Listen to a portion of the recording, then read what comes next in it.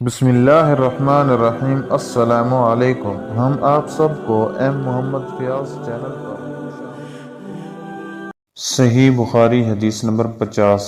ایک دن حضرت صلی اللہ علیہ وسلم لوگوں میں تشریف فرما تھے کہ آپ کے پاس ایک شخص آیا اور پوچھنے لگا کہ ایمان کسے کہتے ہیں؟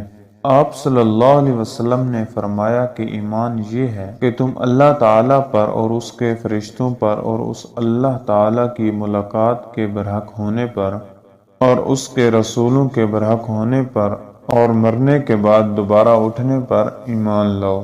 پھر اس نے پوچھا کہ اسلام کیا ہے؟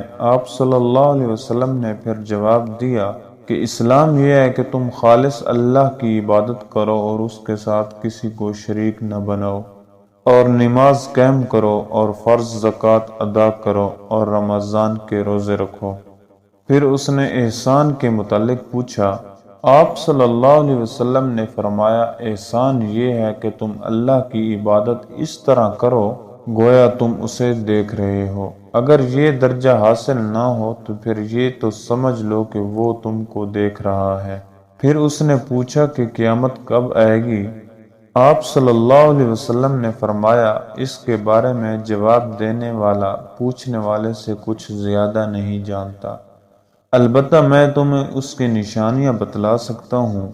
وہ یہ ہیں کہ جب لونڈی اپنے آقا کو جنے گی اور جب سیاہ اونٹوں کے چرانے والے دیہاتی لوگ ترقی کرتے کرتے مکانات کی تعمیر میں ایک دوسرے سے بازی لے جانے کی کوشش کریں گے۔